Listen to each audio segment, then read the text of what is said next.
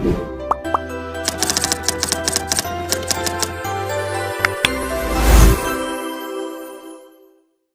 वालेकुम स्टूडेंट्स। जैसा कि हम क्लास 12 का चैप्टर 1 स्टार्ट किया हुआ, हमने उसको क्वेश्चंस वगैरह हम सॉल्व कर रहे थे। तो आज बहुत ही एक इम्पॉर्टेंट टॉपिक हमारे सामने आया, वो है limit theta approaches to zero sine theta over theta equal to 1। ये एक रिजल्ट आज जो कि क्वेश्चन नंबर 3 एक्सरसाइज 1.3 के अंदर क्वेश्चंस में यूज होना है। वहाँ पे क्वेश्चंस को सॉल्व करते टाइम हम इस रिजल्ट का यूज करेंगे, जहाँ पे हमारे पास limit theta approaches to zero sine theta और थीटा आएगा, उसकी जगह हम डायरेक्टली 1 लिखेंगे। अब ये कैसे 1 आता है, इसके बैकग्राउंड में क्या मैथमेटिक्स क्या है, उसको हम आज इस पूरे थ्योरम के जरिए इस पूरा प्रूफ उसका आज हम करेंगे और इसको हम सॉल्व करेंगे, इसको फाइंड आउट करेंगे by using sandwich theorem. Sandwich theorem का यूज करेंगे हम यहाँ पे। और सैंडविच थ्योरम क्या होता है, ये जब हम यूज करने लगेंगे उसी टाइम में आपको बताऊंगा कि सैंडविच थ्योरम क्या होता है। तो बाकी हमने प्रूफ एक्चुअली ये चीज करनी है कि ये जो आइडेंटिटी है ये कैसे आती है। और थीटा यहाँ पे रेडियन में होगा, ये आपने याद रखना। Theta is measured in radian. Theta जो होता है एंगल, दो तरह की उसकी मेजरमेंट होती है। एक या तो हम उसको डिग्री में मेजर करते हैं या फिर हम रेडियन में मेजर करते हैं, लेकिन यहाँ पे रेडियन के अंदर मेजर होगा, ये चीज जरूरी इंपॉर्टेंट। तो आइए स्टार्ट करते हैं। लेट्स सपोज हम एक सर्कल लेते हैं, यूनिट सर्कल। ये हमारे पास एक यूनिट सर्कल आ गया, लेट्स सपोज, और इसका यहाँ पे सेंटर है और इसको हम ओ कह देते हैं। तो यहाँ से ये इसका रेडियस आ जाएगा और यहाँ से एक और रेडियस आ जाएगा और इसको हम कह देते हैं ये ए है और ये इसका बी हो जाएगा।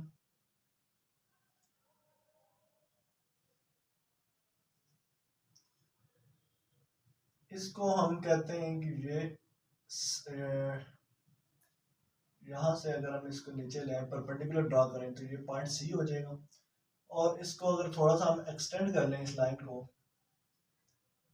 तो ये हमारे पास जो लाइन आएगी ये जब ए के साथ आके मिलेगी, ठीक है। ये लाइन ए के साथ कैसे आगे मिलेगी,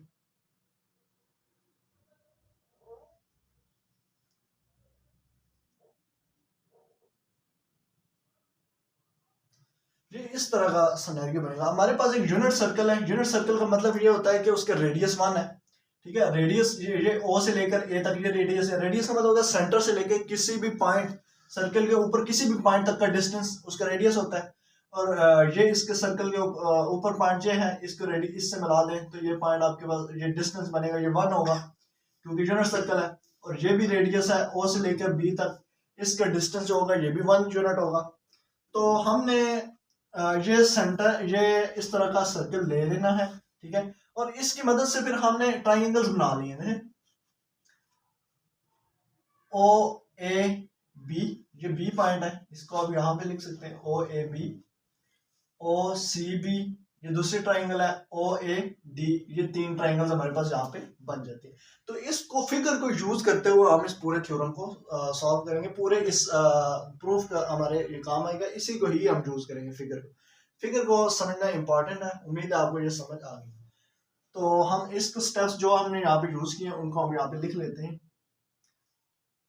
late we take theta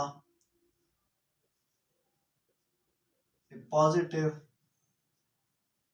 central angle of a circle। अब थीटा हमने लिखा ही नहीं, थीटा एक्चुअली यहाँ पे बनेगा, ये बनेगा थीटा। ये हमने एक एंगल लिया है। अब ये is a positive, is a positive acute central angle. ये एक्यूट भी हम इसको ले रहे हैं, ठीक है।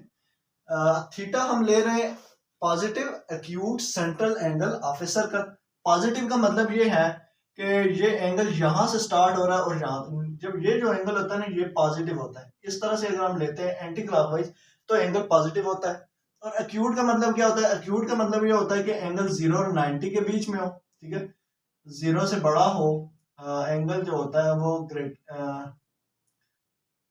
एंगल ग्रेटर देन और इक्वल टू 0 हो और लेस देन 90 हो। तो फिर हम कहते हैं कि एंगल एक्यूट है। तो यहाँ पे देखें 90 क्या होता है, परपेंडिकुलर यूं होता है तो यूं जाएगा, और ये 90 से लेस ही है एंगल, तो इसको हम कहेंगे कि ये हमारे पास एक्यूट एंगल है। Central angle of a circle का मतलब ये है जो सेंटर जो होता है, सेंटर के ऊपर जो एंगल बन रहा होता है उसको हम कहते हैं central angle of a circle. तो ये हमने लेट कर लिया, let we take theta a positive acute central angle of a circle, ये हमने थीटा एंगल ले लिया। Central angle of a unit circle कर लें इसको, क्योंकि हमने इसका रेडियस लिया वो 1 लिए। Unit circle of a unit circle with radius r is equal to 1, radius उसका 1 होना चाहिए। अब इसका मतलब क्या, रेडियस 1 होने का मतलब O से लेकर O से लेकर A तक का जो डिस्टेंस है ये 1 हो जाएगा। इसी तरह O से लेकर B का जो डिस्टेंस है ये भी 1 होगा। तो इसलिए हम कहते हैं कि ये यूनिट सर्कल है with radius r equal to 1, r equal to 1, ये दोनों डिस्टेंसेस, क्योंकि ये रेडियस है O पॉइंट से लेकर A और O पॉइंट से लेकर B तक, ये जो डिस्टेंसेस हैं ये 1 यूनिट के हैं। तो अब हम इसमें देखते हैं कि from right triangle RT, right triangle from right triangle OCB या OBC भी कह सकते हैं, OBC। तो हम राइट ट्राइंगल को कंसीडर कर रहे हैं OBC। इस ट्राइंगल के जब हम कंसीडर करेंगे तो हमें पता है कि साइन थीटा क्या होता है। साइन थीटा होता है परपेंडिकुलर और हाइपोटेन्यूस, कॉस थीटा होता है बेस और हाइपोटेन्यूस, और tan थीटा हमारे पास होता है परपेंडिकुलर और बेस, ये हमारे पास होता है। इसको याद रखने की टेक्निक होती है सम पीपल हैव, सम का मतलब sine, people have curly black hair through proper brushing. तो ये इसको याद रखने का तरीकाकार होता है, इसके और भी तरीके होते हैं, बहरहाल आप इसको ये आपको समझ आ गए तो इस तरह से आप इसको याद रख सकते हैं। अभी हमने इसके ऊपर साइन थीटा अप्लाई करना है इस ट्राइंगल OBC के ऊपर। OBC ट्राइंगल हमने ली है, उस पे साइन थीटा अप्लाई करना, और साइन थीटा ये चीज तब अप्लाई होती है जब हमारे पास जो ट्राइंगल है वो राइट ट्राइंगल हो। राइट ट्राइंगल इस वजह से मैंने लिखा RT का मतलब है राइट ट्राइंगल। और राइट ट्राइंगल क्या होती है, राइट ट्राइंगल ये होती है जिसका एक एंगल 90 का हो। तो ये वाला एंगल अगर आप देखें तो ये 90 डिग्री का बनना है। 90 डिग्री का एंगल ऐसे होता है, ये जो एंगल होता है ना ये 90 डिग्री का होता है। 90 डिग्री मतलब ये दोनों लाइनें आपस में परपेंडिकुलर होंगी तो एंगल 90 डिग्री का होगा। तो अब ये ट्राइंगल राइट ट्राइंगल है, तो इसके ऊपर हम ये वाला जो आइडेंटिटी है इस तरह से साइन थीटा, कॉस थीटा और tan थीटा के ये फार्मूले हम अप्लाई कर सकते हैं। तो साइन थीटा यहां से क्या आएगा, sine theta equal to perpendicular over hypotenuse होता है, और परपेंडिकुलर हमारे पास यहाँ पे क्या होगा, OBC के केस में ये अगर एंगल है इसके अपोजिट साइड जो होती है ना बिल्कुल वो परपेंडिकुलर होती है, और जो कि BC है। और BC चूंकि परपेंडिकुलर डिस्टेंस को रिप्रेजेंट करता है तो हम यूं लाइनें लगा देते हैं साइडों पे कि ये डिस्टेंस को रिप्रेजेंट कर रहा है, यानी कि B से लेकर C तक का जो डिस्टेंस होगा, और डिवाइडेड बाय हाइपोटेन्यूस। और OBC की हाइपोटेन्यूस जो होती है ना वो ये वाली होती है। अब ये इसकी परपेंडिकुलर, इसके साथ जो ये बेस होगी और ये इसकी हाइपोटेन्यूस होगी। OB जो डिस्टेंस है ये इसकी हाइपोटेन्यूस को रिप्रेजेंट करेगा। अच्छा, इसमें यहाँ पे आ जाएगा BC, B और C, इसके डिस्टेंस हमें अभी तक नहीं पता कि क्या है, तो इसको हम वैसे ही लिख लेंगे डिवाइडेड बाय OB, O से लेकर B तक की डिस्टेंस, ये डिस्टेंस 1 है, ये हमें पता है, ठीक है, क्योंकि यूनिट सर्कल है तो ये हमें पता है O से लेकर B तक का डिस्टेंस 1 आ जाएगा। अब किसी भी चीज को डिवाइड करें 1 से तो कोई फर्क नहीं पड़ेगा, ये BC आ जाएगा वापस, ठीक है। जहां तक आपको उम्मीद है क्लियर हो गया होगा। अब हम लेंगे फ्रॉम राइट ट्राइंगल OAD,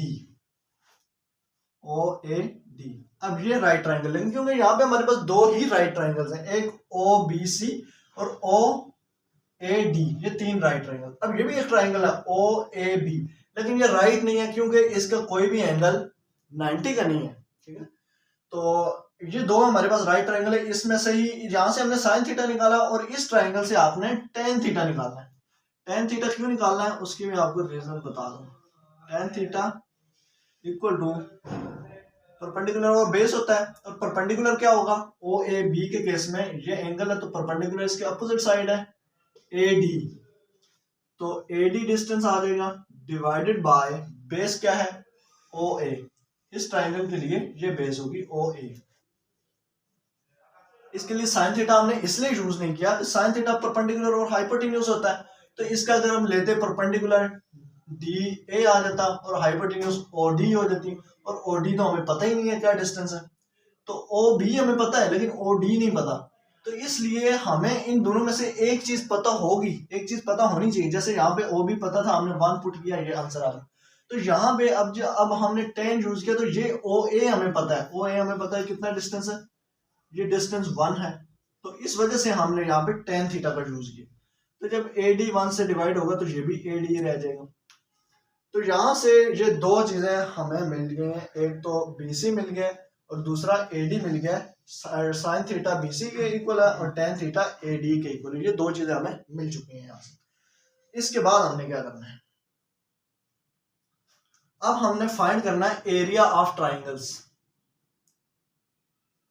तो area of triangle O A B, O A B, area of triangle का फॉर्मूला होता है actually area of triangle is equal to half base दरबे हाइट, ये बेस दरबे आर्टिट्यूड, ये होता है फॉर्मूला एरिया ऑफ ट्राइंगल का।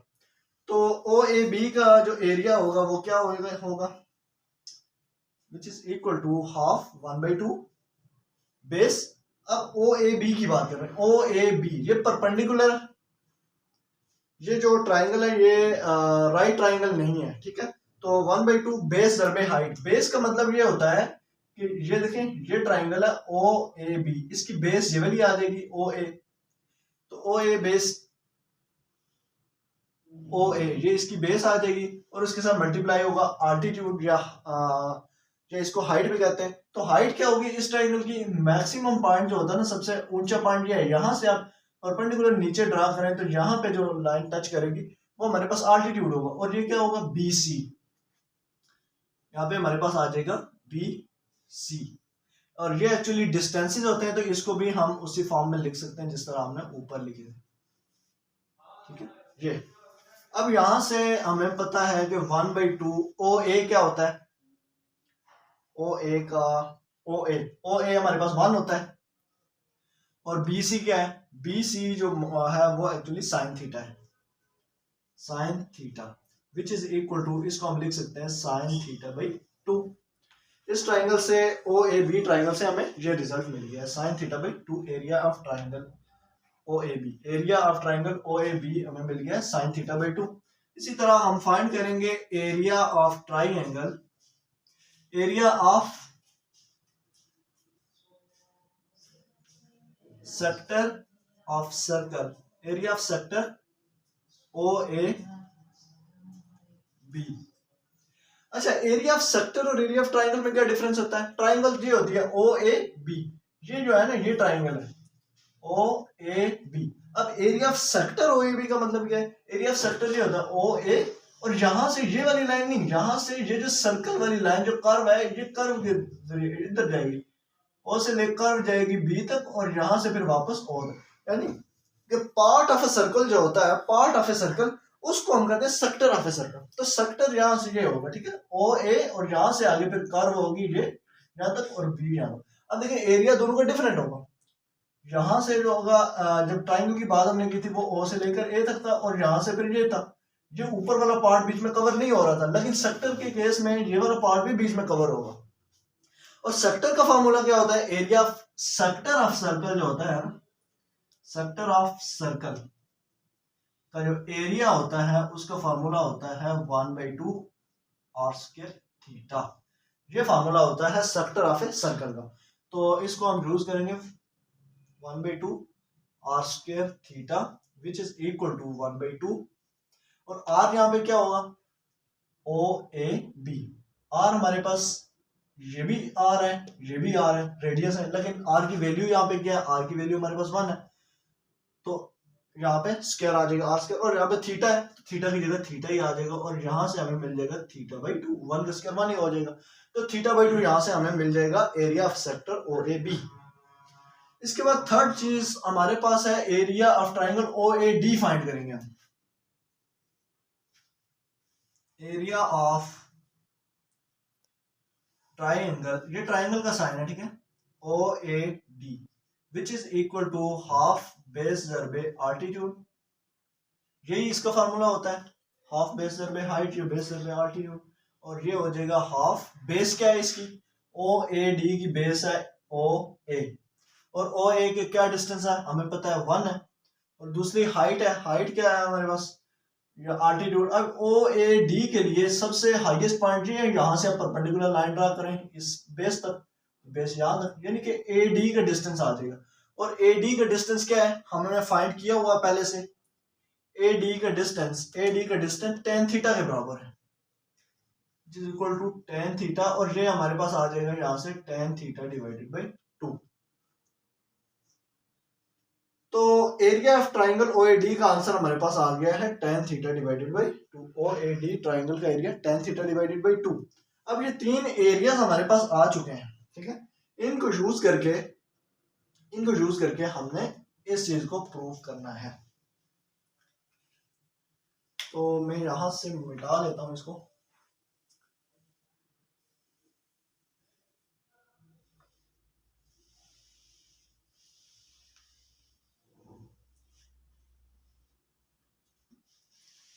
यहां तक मैं इसको मिटा देता हूं, इनको भी मैं मिटा देता हूं क्योंकि ये भी हम यूज कर चुके हैं ऑलरेडी, तो दोबारा इनकी जरूरत नहीं पड़नी।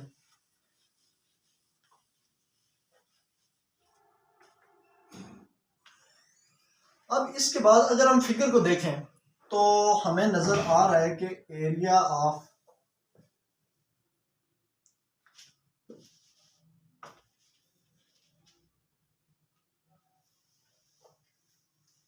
Of triangle OAB is less than area of sector OAB is less than area of triangle OAD, ठीक है। यहां से ये मैंने फिगर से देखा है, एरिया ऑफ ट्राइंगल OAB ये ट्राइंगल, इसका एरिया लेस होगा यानी कम होगा एरिया ऑफ सेक्टर OAB से। एरिया ऑफ सेक्टर का यहां से इधर जा रहा है क्योंकि ट्राइंगल का इधर था, तो यानी कि सेक्टर की बात करेंगे तो ये वाला एडिशनल एरिया भी बीच में ऐड होगा, ये वाला ये पार्ट, तो इसका मतलब सेक्टर का एरिया ज्यादा होगा। और इसी तरह इससे भी OAD ट्राइंगल, ये जो ट्राइंगल है इसका एरिया और ज्यादा होगा क्योंकि इसमें ये पार्ट भी, ये भी बीच में शामिल हो रहा है, ठीक है। तो ये फिगर से देख के मैंने ये लिख लिया है। अब इसके बाद एरिया ऑफ ट्राइंगल OAB, ये तीनों की वैल्यूज हमारे पास यहाँ पे फाइंड हम कर चुके हैं already. Area of triangle OAB, इसका एरिया हमारे पास क्या आ गया, sin theta divided by 2, less than area of sector OAB, sector का हमने एरिया निकाल लिया theta by 2, less than area of triangle OAD, इसका एरिया हमने निकाल लिया tan थीटा डिवाइडेड बाई 2। अब आप इस तरह करें कि नीचे 2 डिवाइड हो रहा है, इनको हमें खत्म करना है या हमें नहीं चाहिए, तो मल्टीप्लाई कर लें पूरे इक्वेशन को, मल्टीप्लाई बाय 2, ठीक है। किसी भी पॉजिटिव नंबर से जब आप मल्टीप्लाई करते हैं इनइक्वालिटी के केस में, जब ये लेस देन इक्वल को साइन हो तो इनइक्वालिटी चेंज नहीं होती, तो 2 से मल्टीप्लाई करेंगे, यहाँ से इसको मल्टीप्लाई करेंगे 2 से, 2 से कैंसिल हो जाएगा तो साइन थीटा आ जाएगा, लेस देन इधर 2 से मल्टीप्लाई करेंगे तो यहाँ खाली थीटा रह जाएगा, और इधर भी 2 करेंगे तो ये tan थीटा आ जाएगा। अब इसके बाद आपने करना यूं है कि sin थीटा से डिवाइड कर दें इसको, पूरी इक्वेशन को डिवाइडिंग बाय sin थीटा, तो इसको sin थीटा से हम डिवाइड करेंगे तो ये आ जाएगा sin theta dividing by sin theta, less than theta dividing by sin theta, less than tan theta divided by sin theta. अच्छा, tan थीटा को हम sin थीटा और cos थीटा भी लिख सकते हैं, sin theta over cos theta, ठीक है। tan थीटा को हम sin थीटा और cos थीटा लिख सकते हैं, वो इसलिए मैंने लिखा क्योंकि इसको आपस में कैंसिल करवा लेंगे। तो ये साइन थीटा से कैंसिल, यहाँ पे 1 बच जाएगा, 1/1 ही होता है, 1/1 लिख लेते हैं इसको, less than theta divided by sine theta less than 1 divided by cos theta. यहां तक ये इक्वेशन हमारे पास बन चुकी है। अब यहाँ पे अगर आप देखें तो थीटा ओवर साइन थीटा आ रहा है, इस तरह की फॉर्म हमारे पास बन रही है, लेकिन हमें साइन थीटा ओवर थीटा चाहिए। यहाँ पे थीटा और साइन थीटा, यहाँ पे साइन थीटा ओवर थीटा है, तो हमें इसको रिवर्स करना होगा, उलटना होगा। तो इसको हम अपसाइड डाउन करेंगे, इन्वर्टिंग बाय इन्वर्टिंग, इसको इन्वर्ट कर लेते हैं, यानी कि उल्टा कर लेते हैं। तो ये सारी टर्म उल्टेंगे, ठीक है। 1/1 है, ये वाला 1 ऊपर चला जाएगा, यहाँ से तो कोई फर्क नहीं पड़ेगा, 1/1 1 ही रहेगा, तो यहाँ पे 1 ही रहेगा, 1/1 ही रहेगा। अब यहाँ पे जब होगा तो ये साइन थीटा ओवर थीटा हो जाएगा, साइन थीटा ओवर थीटा। तो जब याद रखें, जब भी इनइक्वालिटी हो और आप इस तरह सारी टर्म्स को ऊपर के नीचे, नीचे के ऊपर करें, तो इनइक्वालिटी चेंज होती है। यहाँ पे लेस देन था तो यहाँ पे ग्रेटर देन का साइन आएगा, और इसी तरह यहाँ पे लेस देन है, ये भी ग्रेटर देन हो जाएगा, और 1 ओवर cos थीटा है तो यहाँ पे हमारे पास cos थीटा डिवाइडेड बाई 1 आ जाएगा। अब यहाँ पे हम 1 लिखें या नीचे ना लिखें उससे कोई फर्क नहीं पड़ता, क्योंकि किसी चीज को भी 1 से डिवाइड करें तो कोई फर्क नहीं पड़ता। अब आपने करना यह है कि इसको हम ऐसे भी लिख सकते हैं, cos थीटा को पहले लिख लें, less than cos theta less than sin theta divided by theta less than 1। ये चीज हमारे पास आ गई। मैंने इसको पहले लिख लिया, उसके बाद वही साइन, ये इस तरफ था ना, अभी इस तरफ आ गया क्योंकि मैंने इसको पहले लिख लिया, ये बाकी और मैंने कोई चेंज नहीं किया। तो ये देखें, ये जो कॉर्नर है ये इसकी तरफ था, तो अभी भी ये इसकी तरफ ही है, तो ये इसमें मैंने कोई चेंजिंग नहीं की, ये हमारे पास आ गई एक्सप्रेशन। अब अगर आप लें, यहाँ पे लिमिट क्या है हमारे पास, लिमिट थीटा अप्रोचेस टू 0, तो अगर आप करें limit theta approaches to 0 cos theta, ये अगर आप निकालें और इसमें आप 0 पुट करें cos 0, तो cos 0 हमारे पास आता है 1, ठीक है। cos 0 का आंसर हमारे पास आ जाता है 1 जब हम लिमिट थीटा अप्रोचेस टू 0 करें, और इस तरफ ऑलरेडी है 1, यानी कि अगर उस तरफ भी हम लिमिट लें, लिमिट थीटा अप्रोचेस टू 0 1 के ऊपर, तो यहाँ पे हमारे पास थीटा है ही नहीं जिसमें हम 0 पुट करें, तो यहाँ पे 1 है तो 1 ही हमारे पास आंसर आ रही है, यानी कि इधर भी 1 आंसर आ रहा है, इधर भी 1 आंसर आ रहा है। इस लिमिट के लिए लिमिट थीटा अप्रोचेस टू 0, दोनों साइडों पे आंसर 1 1 आ रहा है, और बीच में हमारे पास sine theta divided by theta है। तो अब यहाँ पे हम यूज करेंगे सैंडविच थ्योरम का। सैंडविच थ्योरम क्या कहता है,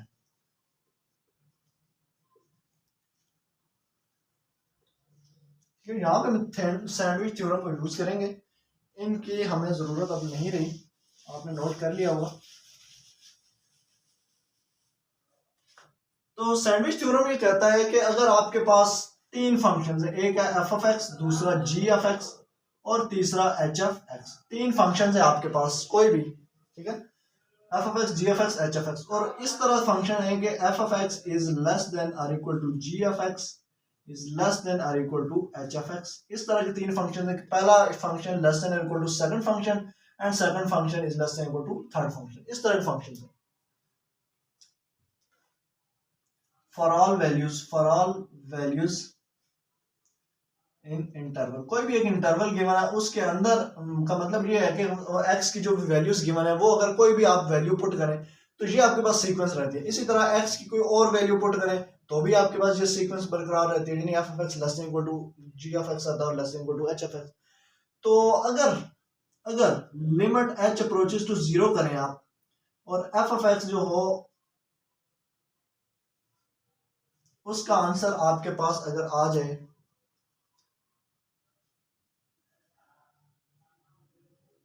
कुछ भी आ जाए, यानी उसका आंसर कुछ भी a आ जाए, लेट्स सपोज, और इसी तरह आपका इसके ऊपर लिमिट अप्लाई करें, लिमिट h अप्रोचेस टू 0, नहीं यहाँ पे हम x कर रहे हैं ना, लिमिट x अप्रोचेस टू 0 करें, x approaches to 0, f of x पे लिमिट लें तो आंसर आपके पास कोई भी एक नंबर a आ जाए।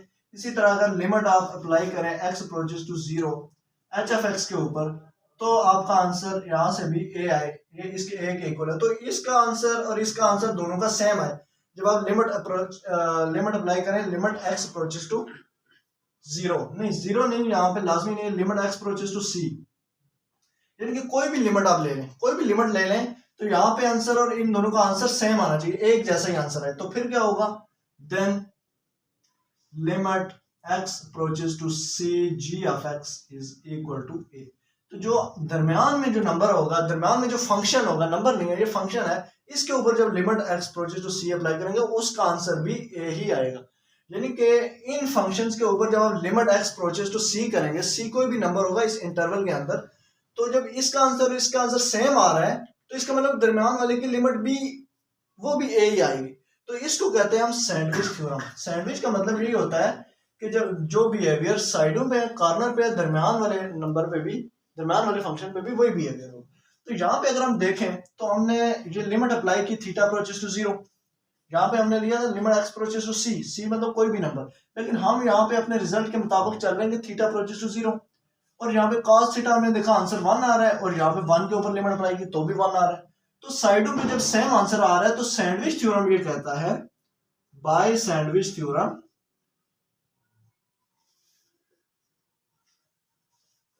Bye sandwich theorem limit theta approaches to 0 sine theta over theta is equal to 1। तो सैंडविच थ्योरम ये कहता है कि आप जब लिमिट थीटा अप्रोचेस टू 0 करते हैं, cos थीटा पे करते हैं तो भी 1 आता है, 1 पे करते हैं तो भी 1 आता है, तो जो दरमियान वाला फंक्शन है उसके ऊपर भी आंसर 1 आएगा। तो ये प्रूफ था आपके पास सैंडविच थ्योरम का। उम्मीद है आपको समझ आ गई होगी। अब इससे नेक्स्ट वीडियो में हम एक्सरसाइज 1.3 के का थर्ड क्वेश्चन है वो हम यूज करेंगे, वो हम सॉल्व करेंगे, और इस रिजल्ट को अब डायरेक्टली हम यूज करेंगे। इसके इस प्रूफ को हमने यहाँ पे देख लिया। तो ये सैंडविच थ्योरम था, इसका हमने यूज किया है और ये बहुत इंपॉर्टेंट है, बोर्ड के पेपर में आ सकता है। और उम्मीद है आपको अच्छे से समझ आ गई है। कोई चीज़ नहीं क्लियर हुई तो वो आप कमेंट में पूछ सकते हैं। तो नेक्स्ट वीडियो तक के लिए अल्लाह।